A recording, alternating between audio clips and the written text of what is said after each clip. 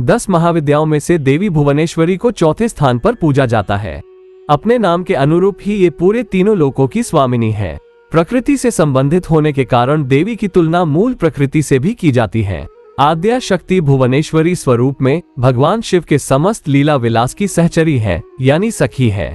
एक पौराणिक कथा के अनुसार एक बार मधु कैटभ नामक महादैत्यों ने पूरी पृथ्वी पर हाहाकार मचा रखा था।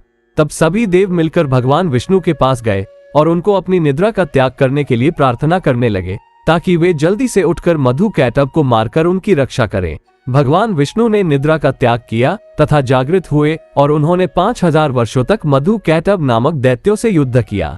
बहुत अधिक समय तक युद्ध करते हुए भगवान विष्णु थक गए और वे अकेले ही युद्ध कर रहे थे। अंत में उन्होंने अपने अंतःकरण की शक्ति योगमाया आद्या शक्ति से सहायता के लिए प्रार्थना की। तब देवी ने उन्हें आश्वस्त किया कि वे उन दोनों दैत्यों को अपनी माया से मोहित कर देंगी। योगमाया आद्या शक्ति की माया से मोहित होकर दैत्य भाई मधु कैटभ भगवान विष्णु से कहने लगे कि हमारा वध ऐसे स्थान पर करो जहां न ही जल हो और न ही स्थल। भगवान विष्णु ने दोनों दैत्यों को अपनी जंघा पर रखकर अपने चक्र से उनके मस्तक को देह से अलग कर दिया। इस प्रकार उन्होंने मधु कैटभ का वध किया, परंतु वे केवल निमित्त मात्र ही थे।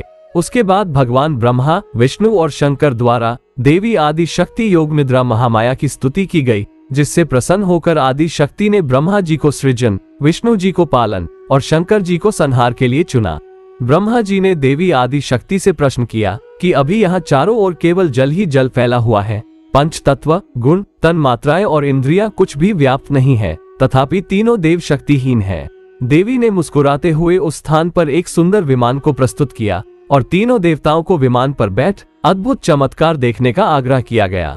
तीनों देवों के विमान पर आसीन होने के पश्चात वह विमान आकाश में उड़ने लगा और उड़कर ऐसे स्थान पर पहुंचा जहां जल नहीं था। वो विमान वायु की गति से चलने लगा तथा एक सागर के तट पर पहुंचा। वहां का दृश्य अत्यंत मनोहर था और अनेक प्रकार के पुष्प वाटिकाओं से सुसज्जित था। तभी वहां देवों ने एक पलंग पर एक दिव्यांगना को बैठे हुए देखा। देवी ने रक्त पुष्पों की माला और रक्तांबर धारण कर रखी थी।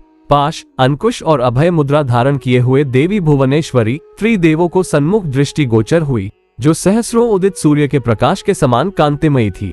ये सब देखने के बाद भगवान विष्णु ने अपने अनुभव से शंकर जी तथा ब्रह्मा जी से कहा कि ये साक्षात देवी जगदम्बा महामाया है और इसके साथ ही ये देवी हम तीनों और संपूर्ण चराचर जगत की कारण रूपा है। तीनों देव भगवती भुवनेश्वरी की स्तुति करने के निमित्त उनके चरणों के निकट गए। तीनों देवों ने देवी के चरण कमल के नख में संपूर्ण जगत को देखा। ये सब देखने के बाद त्रिदेव ये समझ गए कि देवी संपूर्ण ब्रह्मांड की जननी है।